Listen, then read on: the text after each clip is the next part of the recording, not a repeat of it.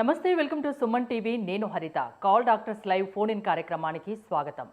Lumbar disc prolapse అంటే ఏంటి, రావడానికి కారణాలేంటి, ట్రీట్మెంట్ ఏంటి, దీని గురించి వివరించడానికి స్టూడియోలో ఉన్నారు Gautam neuro care MD, chairman and neuro consultant surgeon doctor Gautam. మీరు ఈ ప్రాబ్లం గురించి మాతో మాట్లాడాలనుకుంటే స్క్రీన్ పై స్క్రోల్ అవుతున్న నెంబర్స్ కాల్ చేసి మాట్లాడచ్చు. హలో, మీ గౌతమ్ న్యూరో కేర్ స్థాపించి 5 years కంప్లీట్ అయింది అనుకుంటా కదా? అవునండి. ఈ న్యూరో సర్జన్స్లో దాదాపు 40% డిస్కౌంట్ కూడా ఉన్నట్టు విన్నాను, నిజమేనా? అవునండి, నిజమేండి. యూజువల్గా ఏంటంటే మేము రూరల్ ఏరియాస్లో ఫ్రీ క్యాంప్స్ కండక్ట్ చేస్తుంటాము. విలేజెస్లో, మండల్ లెవెల్ అండ్ చిన్న విలేజెస్లో. ఆ విలేజెస్ నుంచి వచ్చిన వాళ్ళు, ఎఫర్డబిలిటీ లేని వాళ్ళు ప్రాపర్ న్యూరో సర్జన్ కన్సల్ట్ అవ్వాలన్నా, బిగ్ హాస్పిటల్స్, కార్పొరేట్ హాస్పిటల్కి వెళ్ళాలన్నా కూడా కాస్ట్ ఎక్కువ ఉంటుంది. న్యూరో సర్జరీస్లో కాస్ట్ ఎక్కువ ఉంటుందండి.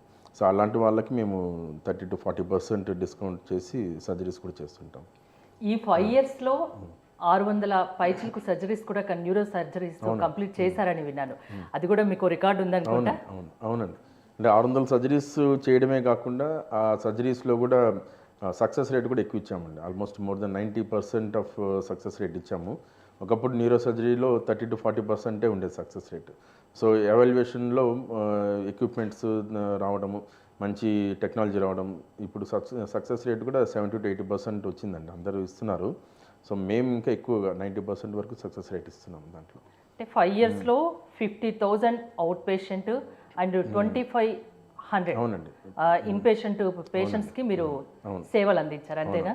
ఇదంతా ఎలా సాధ్యమవుతుందండి ఇంత తక్కువ టైంలో ఇన్ని సేవలు? అంటే నాకు ఆల్రెడీ న్యూరోల్ ఎక్స్పీరియన్స్ ఉందండి. మా హాస్పిటల్ పెట్టి 5 years అవుతుంది. అంటే అవైలబిలిటీ అండి. నేను మార్నింగ్ 9:30, 10 నుంచి హాస్పిటల్లో నైట్ 10 వరకు ఆల్ 3 హాస్పిటల్స్లో రొటేట్ అవుతూ 10 వరకు ఉంటాము. మేము టీం కూడా ఉన్నాం. నేను కాకుండా ఇంకొక 2 న్యూరో సర్జన్స్, ఇంక 2 న్యూరాలజిస్టులు కూడా ఉన్నారు. సో అందరం కలిసి ఆల్ టుగెదర్ ఆల్మోస్ట్ 12 hours అవైలబిలిటీలో ఉంటాము.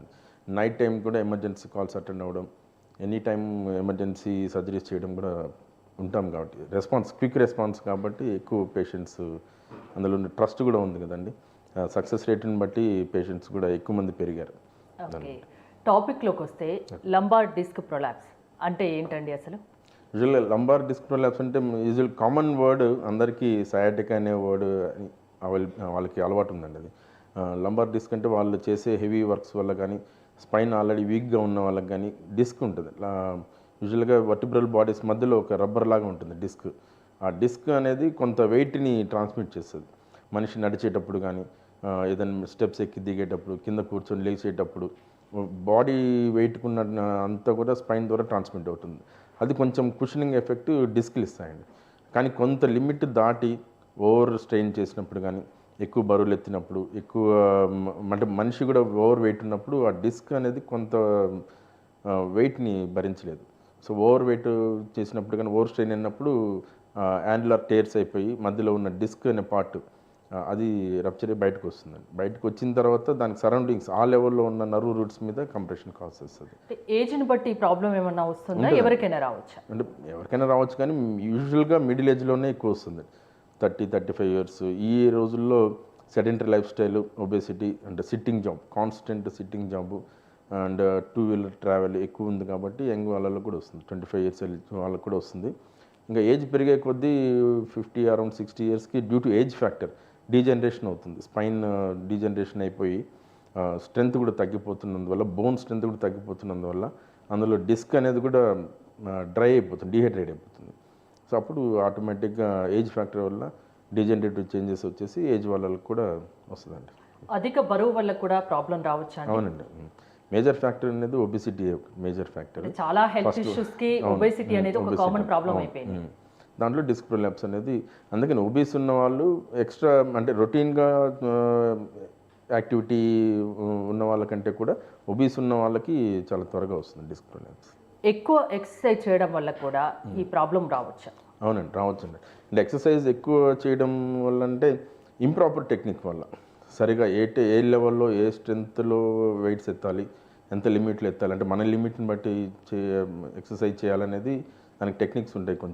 వాళ్ళు కొంచెం ముందుకు వంగిపోయి వెయిట్స్ ఎత్తడము అట్లా చేయడం వల్ల కూడా ఎక్సర్సైజెస్ వల్ల కూడా వస్తాయి. అసలు ఎలాంటి ఎక్సర్సైజ్ చేయకుండా వస్తాయా? అవునండి, డెఫినెట్గా ఫిజికల్ యాక్టివిటీ అనేది లేకుండా ఉంటే డెఫినెట్గా వస్తుంది. ఏ మనిషి అయినా మార్నింగ్ లేచినప్పటి నుంచి ఉన్న వాళ్ళ ఫిజికల్ యాక్టివిటీ చేసే కొద్దీ మజిల్స్ కూడా యాక్టివ్లో ఉంటాయి. ఏమి చేయకుండా సెడెంటరీ లైఫ్ గమ్ముగా సైలెంట్గా కూర్చొని ఉండే వాళ్ళకి constant sitting job like software కానీ ఏదైనా ఆఫీస్ వర్క్ కాన్స్టెంట్గా కూర్చొని ఉంటే డెఫినెట్గా మజిల్స్ కోఆపరేట్ చేయవు.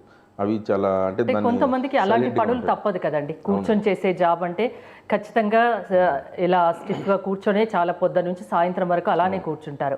వాళ్ళకి ఏమైనా టెక్నిక్స్ చెప్తారా? టెక్నిక్స్ చెప్తాను. నాకు వచ్చే పేషెంట్స్ కూడా చాలామంది సాఫ్ట్వేర్లు ఉంటారు. మేము సిస్టమ్ ముందు 10 hours కూర్చోవాల్సి వస్తుంది, మరి మాకు ఎట్లా అని అడుగుతారు. కాకపోతే ఎవరికైనా కామన్ మ్యాన్గా ఎవరికైనా మార్నింగ్ లేచినప్పుడు ఒక 1 hour అనేది ఫిజికల్ యాక్టివిటీ మ్యాండేటరీ కంపల్సరీ చేసుకోవాలి. ఎంత ఇది ఉన్నా కానీ 9 o'clockకి 6 o'clockకి 7 o'clock పోరు కదా ఆఫీస్కి. సో వాట్ ఎవర్ 9కో 10కో బయలుదేరినప్పుడు at least 1 hour we have to spend on our health. Exercise చేసుకుని దాంట్లో కార్డియోనే ఎక్కువ 50% ఆఫ్ ది టైం కార్డియోకి స్పెండ్ చేయాలి. మిగతా 50% ఆఫ్ ద టైం కొంచెం బ్యాక్ స్ట్రెంథనింగ్కి మజిల్ స్ట్రెంథనింగ్కి యూజ్ చేసుకోవాలి. తర్వాత కాన్స్టెంట్ సిస్టమ్ మీద వర్క్ చేసే వాళ్ళకి చెప్పే అడ్వైజ్ ఏంటంటే ఎవ్రీ 1 hour ఒక 10 minutes బ్రేక్ తీసుకుంటాం. బ్రేక్ తీసుకొని ఆఫీస్లోనే కారిడార్లో కానీ కింద కానీ పార్కింగ్లో కానీ జస్ట్ అలా వాక్ చేసి అట్లా చేయడం వల్ల కొంచెం స్క్రీన్ టైంని అవాయిడ్ చేయొచ్చు, ఫిజికల్ యాక్టివిటీ అవుతుంది, క్యాలరీస్ బర్న్ అవుతాయి, మజిల్ కూడా కొంచెం యాక్టివ్లో ఉంటుంది. ఇప్పుడు కాన్స్టెంట్గా అది స్తబ్దుగా ఉండిపోకుండా మజిల్ కూడా యాక్టివ్గా ఉంటుంది. మీతో మాట్లాడడానికి మంగపేట నుంచి కుమార్ వెయిట్ చేస్తున్నారు. కుమార్ గారు మాట్లాడండి. డాక్టర్ ఉదయ్ గౌతమ్ ఉన్నారు స్టూడియోలో. హలో హలో చెప్పండి సార్. ఇది నాకు పక్షవాతం వచ్చి ఉంటుంది సార్. ఏమైందండి? పక్షవాతం వచ్చింది సార్. పెరాలసిస్. ఓకే. 4 years వచ్చి క్యూర్ అయిందా అండి? క్యూర్ కాదు. అంటే ఇప్పుడు ఎలా ఉన్నారు? ఇప్పుడు నార్మల్గా బాగానే నడుస్తున్నా. అంటే డాక్టర్ గారు మాట్లాడతారు. పెరాలసిస్ అంటే ఏ భాగానికి వచ్చింది బాడీలో? అంటే పెరాలసిస్ మీకు వచ్చినప్పుడు ఏ కాలు ఏ చెయ్యి వీక్ అయిందండి? ఎడమ కాలు. ఎడమ కాలు ఎడమ వీక్ అయింది.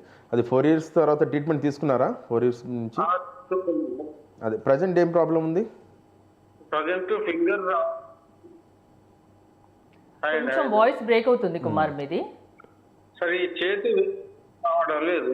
అదే చేతి మాత్రం వీక్నెస్ ఉంది. హ్యాండ్ గ్రిప్ కూడా వీక్నెస్ ఉందండి. అవును సార్. మరి ఫిజియోథెరపీ చేస్తున్నారా?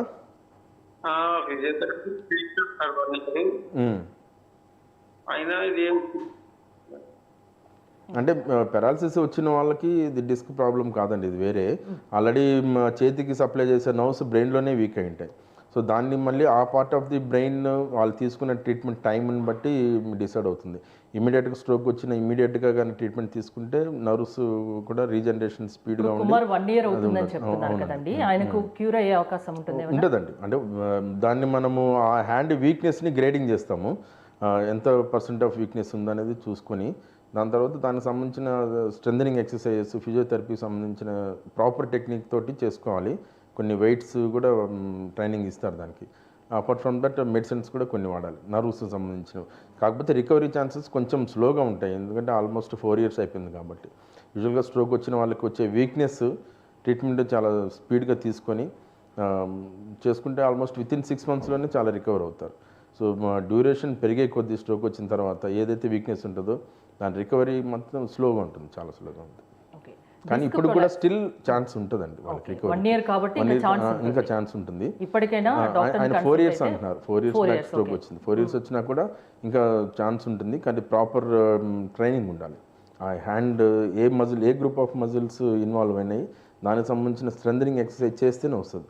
ఏదో బ్లైండ్గా ఏదంటే అది ఫిజియోథెరపీ చేసుకుంటే పెద్ద యూజ్ ఉండదు. డిస్క్ ప్రొలాప్స్ ప్రాబ్లమ్స్ ఎలాంటి వారిలో ఎక్కువగా చూస్తున్నారు? అదండి ఆల్మోస్ట్ ఒబీస్ ఉన్న వాళ్ళకి, సో ఫిజికల్ ఎక్సర్సైజ్ ఎక్కువ లేకుండా ఉన్న వాళ్ళకి, 2-wheeler ఎక్కువ రన్ చేసేవాళ్ళు, వంగి వంగి పని చేసేవాళ్ళు, బరువులు ఎత్తేవాళ్ళు, వాళ్ళకి చూస్తాము. ఫిమేల్స్లో కూడా చూస్తామండి. ఫిమేల్స్లో ఆల్రెడీ థైరాయిడ్ ఉంటే వాళ్ళ బోన్స్ వీక్ ఉంటాయి. ఆల్రెడీ ప్రెగ్నెన్సీ టైంలో వాళ్ళకి పొట్ట కొంచెం ముందుగా ఉంటే లార్డోసిస్ పెరుగుతుంది కాబట్టి వాళ్ళలో కూడా డిస్క్ ప్రొలాప్స్ ఎక్కువ చూస్తాము. స్టెప్స్ యూజువల్గా ఎక్కువ ఎక్కి దిగే వాళ్ళలో కూడా డిస్క్ ప్రొలాప్స్లు ఎక్కువ చూస్తాం. యాక్సిడెంటల్గా డిస్క్ ప్రొలాప్స్ అవ్వచ్చు కదండి? సడన్గా బరువు ఎత్తుతారండి. సడన్గా బరువు ఎత్తినప్పుడు కూడా డిస్క్ ప్రొలాప్స్ అవుతుంది. బైక్ నుంచి పడిపోయి ఏదైనా యాక్సిడెంట్ అయినా కూడా డిస్క్ ప్రొలాప్స్ అవుతుంటుంది. ఓకే. అంటే ఆల్రెడీ స్మోకింగ్కి దీనికి ఏమైనా రిలేషన్ డెఫినెట్గా ఉంటుంది. స్మోకింగ్ చేస్తే బోన్స్లో ఉండే మైక్రోవాస్కులారిటీ అనేది కొద్దిగా దెబ్బతింటుంది. స్మోకింగ్ జనరలైజ్గా బాడీలో ఉన్న ఆల్ బ్లడ్ వెజల్స్లో కూడా కొంత బ్లాక్ కాజ్ చేస్తుంది. ఫస్ట్ ఎఫెక్ట్ అయ్యేది ఆల్ బ్లడ్ వెజల్స్, చిన్న చిన్న బ్లడ్ వెజల్స్. బోన్స్కి కూడా బ్లడ్ సప్లై ఉంటుంది. సో ఆ బ్లడ్ సప్లై కొంచెం డిస్టర్బెన్స్ అవుతుందండి. ఆ బ్లడ్ సప్లై డిస్టర్బ్ అయినప్పుడు ఆ బోన్ స్ట్రెంత్ కూడా వీక్ అవుతుంది.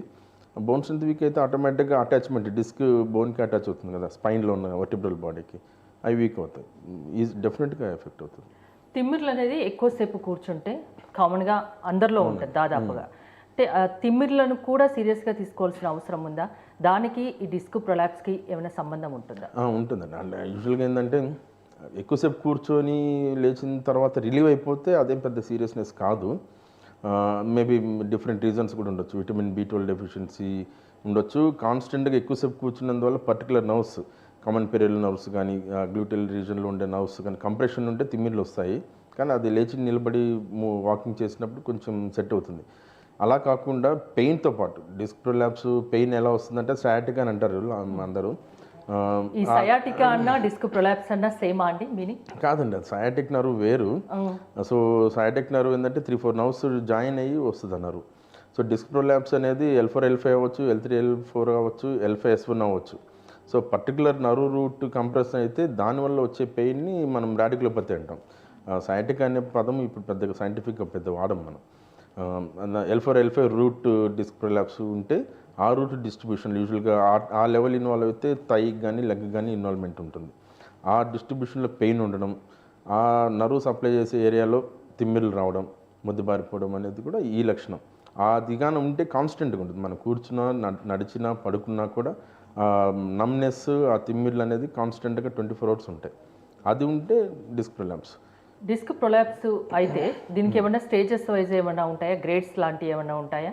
సిమ్టమ్స్, స్టార్టింగ్ సిమ్టమ్స్ గ్రేడింగ్ అని చెప్పలేము. కానీ మనం disc prolapse severity mild, moderate, సివియర్గానే అనుకుంటాము. అంటే disc bulge, disc prolapse, excluded disc అంటే మైగ్రేటెడ్ డిస్క్ డిజనరేషన్ అనేది ఏజ్ రిలేటెడ్గా వస్తుంది అండి. అది గ్రేడింగ్ లాగా చేసుకుంటే డిస్క్ ప్రొలాప్స్ గ్రేడింగ్ చేసుకుంటే అదే డిస్క్ బల్జ్ అని అంటాము. డిస్క్ ప్రొలాప్స్ కొంచెం ఎక్కువగా ఉంటే డిస్క్ ప్రొలాప్స్ అంటాము. ఇంకా కొంచెం ఉంటే ఎక్స్క్లూడెడ్ డిస్క్ అంటాం. ఎక్స్క్లూడెడ్ డిస్క్ అంటే అది కంప్లీట్గా బయటకు వచ్చేస్తుంటుంది. అది హెర్నియేటెడ్ డిస్క్ అని అంటాము. ఇంకా ఎక్కువ వచ్చేసి అది మైగ్రేటెడ్ డిస్క్ అంటే ఫొరామినల్ డిస్క్ అన్నట్టు. ఆ స్టేజెస్ని బట్టి ట్రీట్మెంట్ ఉంటుంది. అంటే దీన్ని ఎలా నిర్ధారిస్తారండి ప్రాబ్లమ్ని? ఎంఆర్ఐ స్కాన్ చేస్తామండి. ఎంఆర్ఐ లంబార్ స్పైన్ నడుము సంబంధించిన ఎంఆర్ఐ చేస్తాము. ఎంఆర్ఐలో డిస్క్ ప్రొలాప్స్ కానీ ఉండి నరువు మీద సివియర్ కంప్రెషన్ కానీ ఉంటే నెక్స్ట్ నర్వ్ కండక్షన్ స్టడీ చేస్తాం. నర్వ్ కండక్షన్ స్టడీ అంటే అది ఆ పర్టికులర్ కాలుకి సప్లై చేసే నరాలు L4 L5లో ఇన్వాల్వ్ అయిందా, L3 L4లో ఇన్వాల్వ్ అయిందా, L5 S1లో ఇన్వాల్వ్ అయిందా అనేది based on particular nerve, common peroneal nerve, TPN, CPN nerves అని ఉంటాయండి. ఆ నర్వ్స్ కానీ ఎఫెక్ట్ అయితే ఆ ఏరియాస్లో నమ్నెస్ వచ్చేస్తుంది. నర్వ్ కండక్షన్ స్టడీలో కన్ఫర్మ్ చేసుకుంటాం అంటే నర్వ్ ఇంజరీ ఉందా లేదా అని. ఆ స్టేజ్ వచ్చినప్పుడు నర్వ్ ఇంజరీస్ ఉండి సివియర్ డిస్క్ ప్రొలాప్స్ ఉంటే ఇంకా డెఫినెట్గా surgery, they have to go for surgery. అంటే ఎలాంటి సిమ్టమ్స్ కనిపించినప్పుడు? కేవలం నడుము నొప్పి అయినా దీని సిమ్టమ్ కూడా? కేవలం నడుము నొప్పి ఒక్కటే ఉండదండి. నడుముతో పాటు కుడి కాలు కానీ ఎడమ కాలు కానీ కాలంతా నొప్పి వస్తుంది కింద వరకు. కొద్దిమందికి థై లెవెల్ వరకు రావచ్చు, మోకాల వరకు రావచ్చు, మోకాలు కింద వరకు రావచ్చు, ఫుట్ వరకు కూడా రావచ్చు. కొద్దిమందికి అసలు బ్యాక్ పెయిన్ ఉండదు, ఓన్లీ లెగ్ పెయిన్ ఉంటుంది. అలాంటి వాళ్ళు చాలామంది అడుగుతారు అదేంటే ఏ లెగ్ పెయిన్ అయినా. అంటే డిస్క్ ఇటువైపు మైగ్రేట్ అయితే అటువైపు పెయిన్ వస్తుంది. సెంట్రల్ డిస్క్ వస్తే పెయిన్ ఓన్లీ నడుము వరకే ఉంటుంది. డిస్క్ కొంచెం రైట్ సైడ్ కన్నా ప్రొలాప్స్ అయితే రైట్ లెగ్ పెయిన్ వస్తుంది, లెఫ్ట్ సైడ్ ప్రొలాప్స్ అయితే లెఫ్ట్ లెగ్కి వస్తుంది. సో చాలామంది అడిగే క్వశ్చన్ ఏంటంటే పెయిన్ నాకు ఫుట్ దగ్గర ఉంది, లెగ్ దగ్గర ఉంది, మీరేం డిస్క్ ప్రొలాప్స్ అంటారు, నడుము దగ్గర ఎంఆర్ఐ చేస్తున్నారా అని అంటారు. కానీ నడుము దగ్గరనే నర్వ్స్ స్టార్ట్ అవుతాయి అక్కడ నుంచి ఆ సప్లై చేసేది. నేను చాలామంది ఎగ్జాంపుల్ చెప్తాను. మరి ఇక్కడ స్విచ్ చేసే ఫ్యాన్ అక్కడ తిరుగుతుంది కదా, సేమ్ అంతే ఇక్కడ నుంచి అక్కడికి కనెక్షన్ వైర్లు ఎలా ఉంటాయో ఇట్లా కూడా నర్వ్స్ సప్లై ఉంటుందని. సో నర్వ్ కండక్షన్ స్టడీ ద్వారా మనం కన్ఫర్మ్ చేస్తాం. మీతో మాట్లాడడానికి నరేష్ వెయిట్ చేస్తున్నారు కామారెడ్డి నుంచి. నరేష్ గారు మాట్లాడండి. డాక్టర్ ఉదయ్ గౌతమ్ ఉన్నారు స్టూడియోలో. సార్ నమస్తే అండి. నమస్తే అండి. సార్ మా ఫ్రెండ్ వాళ్ళ బాబుకి ఇప్పుడు 12 ఇయర్స్ అండి. ఓకే అండి. బాబుకి 7 ఇయర్స్ వచ్చేంత వరకు కూడా బాగానే నడుస్తుండే, స్కూల్ కు పోయేది సార్. కాకపోతే కొన్ని రోజుల తర్వాత కాళ్ళు అంటే వెయిట్ ఆపకపోవడం, ఓకే. పడిపోవడం జరిగింది అనమాట. ఓకేనండి. సో ప్రజెంట్ ఏంటంటే కాళ్ళు నడుము నుంచి కిందకి సరిగా పనిచేయట్లేదు సార్. ఓకే ఓకే ఓకే నిల్చోలేకపోతున్నాడు, కూర్చోలేకపోతున్నాడు. ఓకేనండి. అంటే అలాంటి వాళ్ళకి ఏమన్నా ఉంటుందండి. అంటే ఓన్లీ అదొక్కటే ఉందా సిమ్టమ్? యూరిన్ కూడా తెలియకుండా పడిపోవడం అట్లే ఉందా? వింటున్నారా నరేష్ గారు? సార్ చెప్పండి సార్. నరేష్ గారు, వేరే ఏమైనా ప్రాబ్లమ్స్ వేరే అంటే యూరిన్ కూడా తెలియకుండా పడిపోవడం అట్లే ఉందా? యూరిన్ కంట్రోల్ అని ఉంటుందా? అవును, నార్మల్ ఉంటుంది సార్. అవి సెన్సేషన్ కాళ్ళకి స్పర్శ అంతా బాగానే ఉంటుందండి? ఉంటుంది సార్.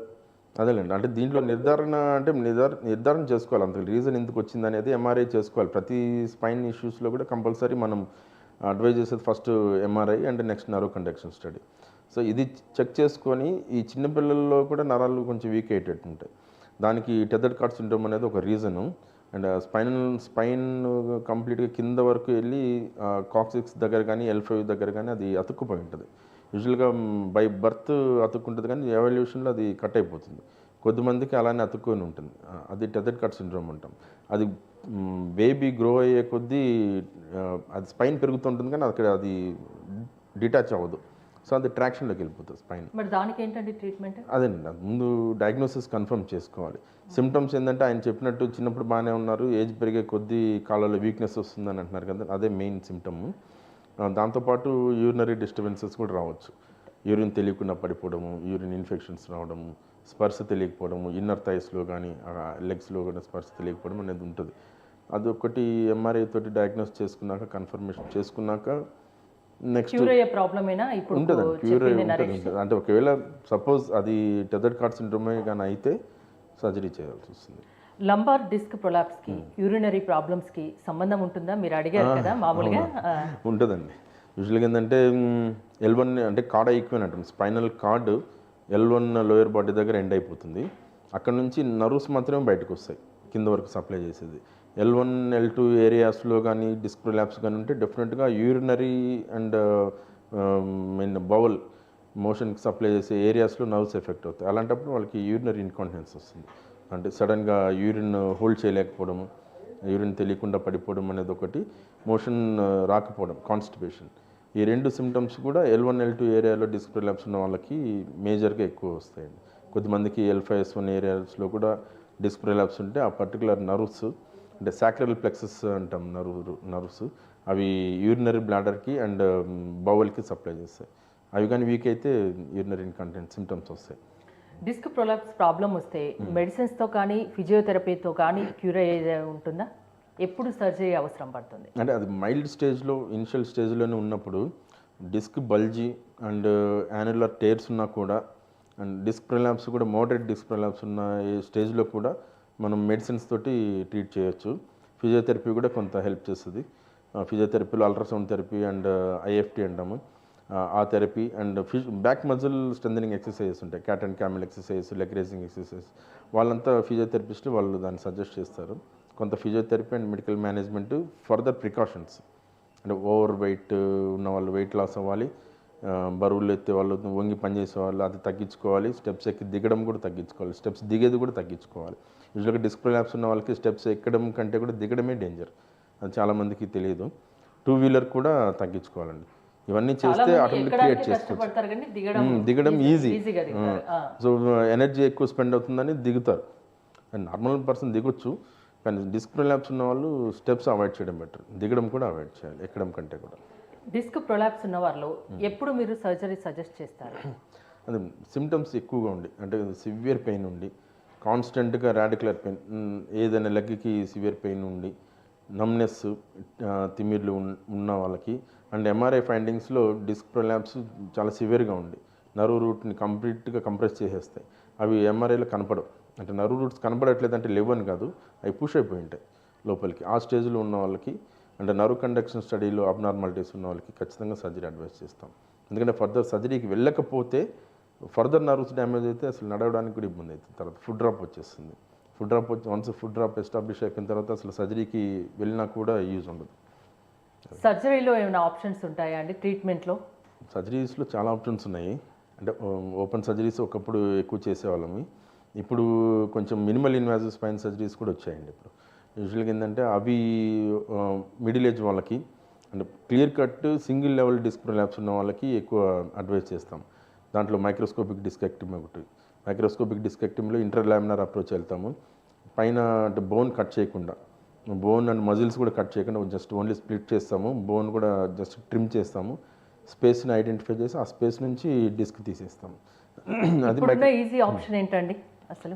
బెటర్ ఆప్షన్ యూజువల్గా నాకు తెలిసిన నేను ఫాలో అయ్యేది మైక్రోస్కోపిక్ డిస్కెక్టమీ ఒకటేనండి. ఎండోస్కోపీ కూడా చాలామంది చేస్తారు, నేను కూడా చేస్తాను ఎండోస్కోపీ. ఎండోస్కోపీ కూడా క్లియర్ కట్గా సింగిల్ లెవెల్ డిస్క్ ఉండి ఒకవైపు మాత్రమే డిస్క్ ప్రొలాప్స్ ఉంటే దాన్ని ఎండోస్కోపిక్ డిస్కెక్టమీ కూడా చేసేయచ్చు. ఎండోస్కోపిక్ డిస్కెక్టమీ వల్ల కూడా అడ్వాంటేజెస్ ఏంటంటే చాలా ఎర్లీగా అంబులేట్ అవ్వచ్చు, ఎర్లీగా వర్క్కి వెళ్ళిపోవచ్చు. So minimal pain, post operative pain ఉంటుంది, స్కార్ తక్కువ ఉంటుంది, మజిల్స్ అన్నీ కానీ ఇంకా అదర్ టిష్యూస్ బోన్స్ కూడా డిస్టర్బ్ చేసేది కూడా చాలా తక్కువ. Microscopic and endoscopic discectomies both are nowadays ఉన్న అడ్వాన్స్డ్ టెక్నిక్. డీజనరేటివ్ డిస్క్ ప్రొలాప్స్లో ఏంటంటే కొంచెం పెద్దవాళ్ళకి ఓన్లీ డిస్క్ ప్రొలాప్సే కాకుండా కెనాల్ నారోయింగ్ ఉంటుంది. కెనాల్ నారోయింగ్లో లెగ్మెంటమ్ ఫ్లేమ్ ఇవన్నీ హైపర్ట్రోఫీ ఉంటాయి. అలాంటి వాళ్ళకి ఈ మినిమల్ ఇన్వాజివ్ టెక్నిక్ అంటే open surgery better. Compressions ligaments అన్నీ మనం మైక్రోస్కోపిక్ టెక్నిక్ ద్వారా దాన్ని ఎండోస్కోపిక్ టెక్నిక్ ద్వారా కానీ తీయలేము. అవి తీయకపోతే వాళ్ళకి పెయిన్ రిలీఫ్ కాదు. అందులో చాలామంది సర్జన్స్ ఓన్లీ డిస్కెక్టమీ చేస్తారు. కానీ దాంతో కాకుండా బైలాటరల్ ఫొరామినాటమ్ అంటాం. రెండు వైపులా ఉన్న నర్వ్ రూట్స్ని కూడా మనం ఆ రూట్ కెనాల్లోకి వెళ్తుంటాయి ఫొరామెన్స్లోకి, ఆ రూట్లో కూడా మనం క్లియర్ చేయాలి కంప్రెషన్స్ని. అప్పుడే వాళ్ళకి కంప్లీట్ పెయిన్ రిలీఫ్ వస్తుందండి. అంటే మామూలుగా సర్జరీస్ అంటేనే చాలామంది భయపడతారు. అందులో డిస్క్కి సంబంధించిన సర్జరీ అంటే ఇంకా ఎక్కువ భయం ఉంటుంది. భయపడాల్సిన అవసరం ఉందా అండి? తర్వాత ఎలాంటి కేర్ తీసుకోవాల్సి ఉంటుంది సర్జరీ తర్వాత? చాలామంది అడుగుతారు లంబార్ స్పైన్ సర్జరీ అంటే అమ్మ ఫెయిల్యూర్ అయిపోతాయి. చాలామందిని చూసాం ఇంటి దగ్గర, వాళ్ళు సర్జరీకి ముందు నడుచుకుంటూనే వెళ్ళారు, సర్జరీ తర్వాత కాళ్ళు రెండు వీక్ అయిపోయినాయి అనేది చాలామంది కంప్లైంట్ చేశారు.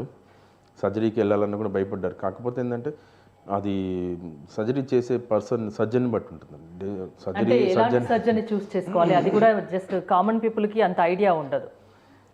ఎలాంటి హాస్పిటల్, ఎలాంటి సర్జన్ అంటే ఇప్పుడు అది బెస్ట్ న్యూరో సర్జన్ ఎవరు అనేది ఎత్తుక్కోవాలండి వాళ్ళు. అంటే వాళ్ళు ఇచ్చే అడ్వర్టైజ్మెంట్ మాత్రమే మనం డిపెండ్ అవ్వకూడదు. అడ్వర్టైజ్మెంట్ ఏముంది హాస్పిటల్స్లో కానీ, ప్రమోషన్స్ కానీ, ఫేస్బుక్లో ప్రమోషన్స్, గూగుల్ ప్రమోషన్స్, అందరు ఎవరి హాస్పిటల్ నేను బెస్ట్ సర్జన్ అనే పర్టికులర్గా చూపించుకుంటారు. కాకపోతే ఆల్రెడీ ఆయన దగ్గర సర్జరీ చేసుకున్న వాళ్ళ రిజల్ట్స్ ఎలా ఉన్నాయి అనేది ఆ రివ్యూనే బేస్ చేసుకొని చాలా వరకు ట్రీట్మెంట్ సెలెక్ట్ చేసుకోవడం బెటరు. దాంట్లో కూడా person to person, patient to patient variation ఉంటుంది. వాళ్ళు హాస్పిటల్కి సర్జరీకి ముందు ప్రజెంట్ అయిన వాళ్ళ సివియారిటీకి, పెయిన్ రిలీఫ్కి చాలా వరకు డిఫరెన్స్ ఉంటుంది. సో లంబార్ డిస్క్ ప్రొలాప్స్కి మంచి సర్జన్ సెలెక్ట్ చేసుకోవాలి. సో ఒకప్పుడు ఉన్న టెక్నిక్ కానీ అప్పుడున్న ఫెసిలిటీస్, మైక్రోస్కోప్స్ అవన్నీ కూడా ఉండేవి కాదు. ఆ రోజుల్లో చేసినప్పుడు ఖచ్చితంగా కొన్ని ఫెయిల్యూర్స్ ఉన్నాయి. సో అదే బేస్ చేసుకొని ఇప్పటికి కూడా మనం ఇప్పటికి ఏంటి డిఫరెన్స్ ట్రీట్మెంట్స్లో చాలా ఎక్స్పర్టైజ్ మారింది. సర్జన్స్ మంచి సర్జన్స్ వచ్చారు. ఇప్పుడు ఎక్స్పర్టైజ్ మారింది. కొన్ని సిచ్యువేషన్స్లో టఫ్ సర్జరీస్ ఉన్నప్పుడు ఇద్దరు న్యూరో సర్జన్స్ కూడా కలిసి చేస్తారు.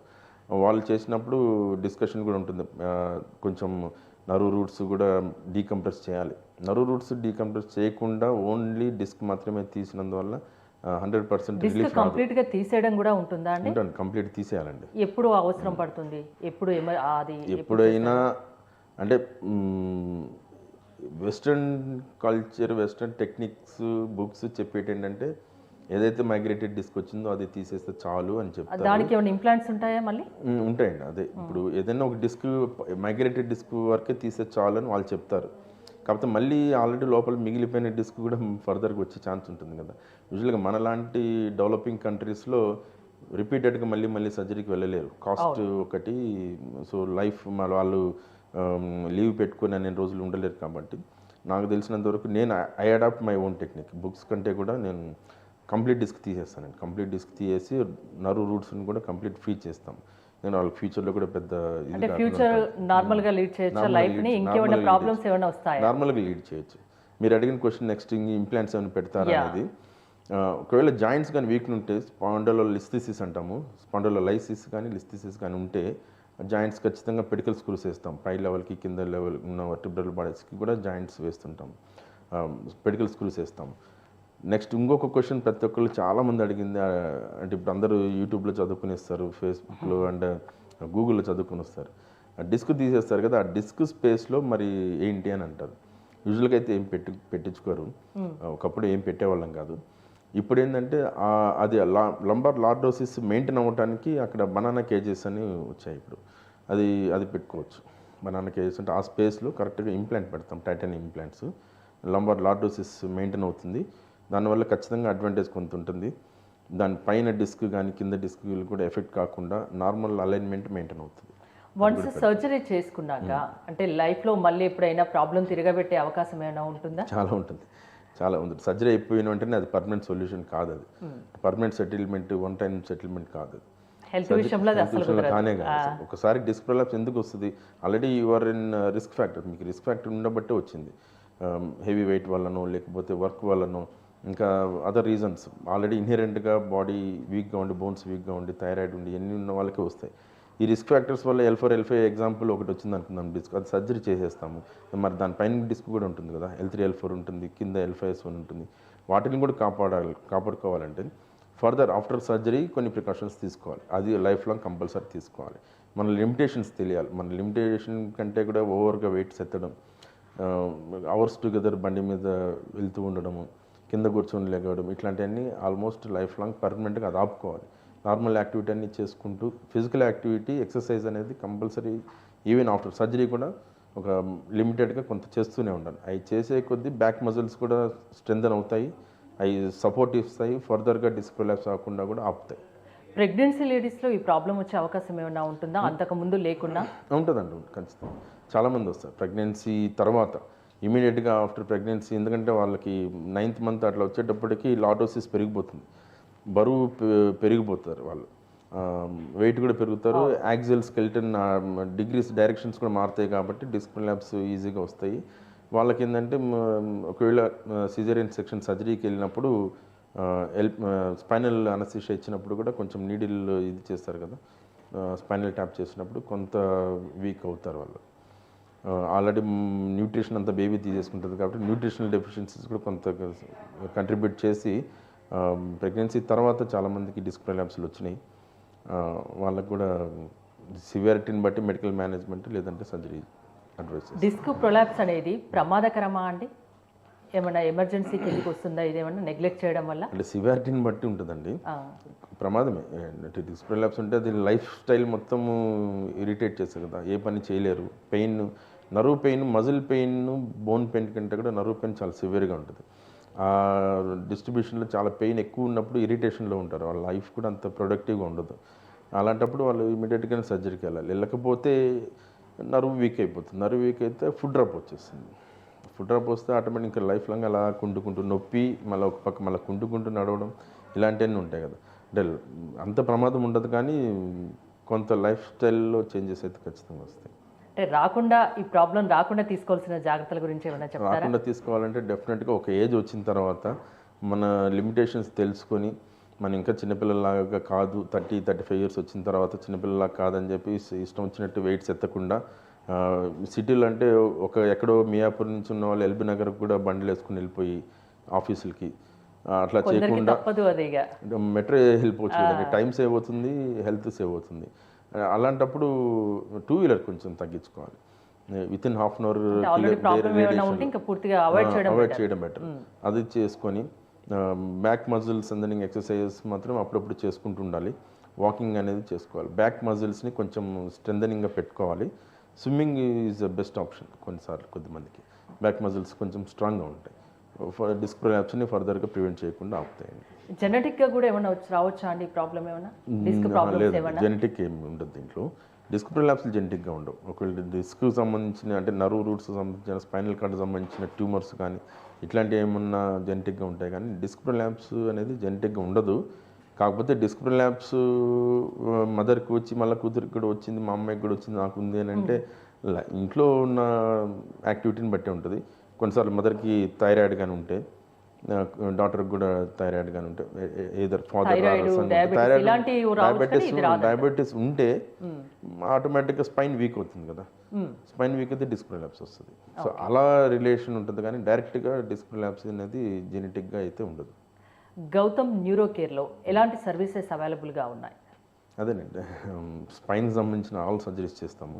సర్వైకల్ స్పైన్ దగ్గర నుంచి మనం లంబార్ మాట్లాడుకున్నాం, సర్వైకల్ దగ్గర స్పైనల్ కార్డు దగ్గర నుంచి సర్వైకల్ కంప్రెసివ్ మైలియోపతి, అక్కడ నుంచి కానీ స్పైనల్ కార్డు సంబంధించిన ట్యూమర్స్ కానీ, లంబార్ డిస్క్ ప్రొలాప్స్, స్పైన్కి సంబంధించిన ట్యూబర్క్లోసిస్, స్పైన్ కూడా టీబీ వస్తుంది. ఆ టీబీ వచ్చినప్పుడు ఆ డిస్కులు కూడా ఇన్వాల్వ్ అవుతాయి, స్పైన్ వర్టిబ్రల్ బాడీస్ అన్ని డిస్ట్రాయ్ అయిపోయి డిస్క్ స్పేస్ తగ్గిపోయి స్పైన్ మీద కంప్రెషన్ పడుతుంది. అలాంటి వాళ్ళకి లోయర్ లింబ్ వీక్నెస్ అట్లాంటివి కూడా దానికి కూడా సర్జరీస్ చేస్తాము. ఇంకా బ్రెయిన్కి సంబంధించిన వాటికి కూడా అన్ని ఆల్ బ్రెయిన్ ట్యూమర్స్, స్ట్రోక్కి సంబంధించినవి, బ్లీడింగ్, బ్రెయిన్లో ఉన్నటువంటి ఏదైనా షంట్కి సంబంధించిన వాటర్ లెవెల్స్ ఎక్కువ ఉంటే యూపీ షంట్స్, ఇట్లాంటి అన్నీ చేస్తాం. ఆల్మోస్ట్ అన్ని ఆల్ కార్పొరేట్ హాస్పిటల్స్ ఏమేమి చేస్తాం అన్నీ మేము కూడా చేస్తాం. ఓకే, చాలామంది హెల్త్ ఇష్యూస్ని నెగ్లెక్ట్ చేస్తారు, ప్రాబ్లం ఉంది అని తెలిసినా కూడా నెగ్లెక్ట్ చేస్తారు. అలాంటి వాళ్ళకు ఒక సీనియర్ డాక్టర్గా మీరు ఏం చెప్తారు? అసలు ఏ హెల్త్ ఇష్యూస్ వచ్చినా కూడా నెగ్లెక్ట్ చేయకపోవడం, ఎర్లీగా కన్సల్ట్ చేసుకొని డయాగ్నోసిస్ చేసుకొని ట్రీట్మెంట్ తీసుకోవడం చాలా ఇంపార్టెంట్. ఎస్పెషల్లీ న్యూరోలో ఎట్టి పరిస్థితులు ఏ డౌట్ వచ్చినా అది హెడేక్ కావచ్చు, బ్యాక్ పెయిన్ కావచ్చు, లేకపోతే ఇంకా విజన్ సరిగ్గా కనపడకపోవచ్చు, చేతులు తిమ్మిర్లు కావచ్చు, రీజన్ ఏదైనా కావచ్చు, అది ఇమీడియట్గా కన్సల్ట్ అవ్వాలి. ఎందుకంటే వన్స్ ప్రాబ్లం ఎస్టాబ్లిష్ అయిపోయిన తర్వాత, లేకపోతే నర్వ్ వీక్నెస్ వచ్చిన తర్వాత, హ్యాండ్ వీక్నెస్ వచ్చిన తర్వాత తీసుకునే ట్రీట్మెంట్ డెఫినెట్గా 100% సక్సెస్ ఇవ్వదు. కొంత అయితే డెఫిసిట్ ఉండిపోతుంది వాళ్ళకి. ఏదైనా ప్రాబ్లం స్టార్ట్ అయ్యాకనే ట్రీట్మెంట్ తీసుకోండి, హెల్త్ విషయంలో అస్సలు నెగ్లెక్ట్ చేయొద్దు. ఎస్పెషల్లీ న్యూరోలో వన్స్ న్యూరాన్స్ డ్యామేజ్ అయిపోయిన తర్వాత అవి 80% రికవరీ కావు. థ్యాంక్ యూ డాక్టర్ గారు, థ్యాంక్స్ ఫర్ కమింగ్. ఇది ఇవాల్టి call doctors live phone in show. ఈ అంశం గురించి ఇంకా మీరు మాట్లాడదలుచుకుంటే ప్రోగ్రామ్ అయ్యాక కూడా స్క్రీన్ పైన స్క్రోల్ అవుతున్న నెంబర్స్ కాల్ చేసి మాట్లాడవచ్చు. చూస్తూనే ఉండండి సుమన్ టీవీ.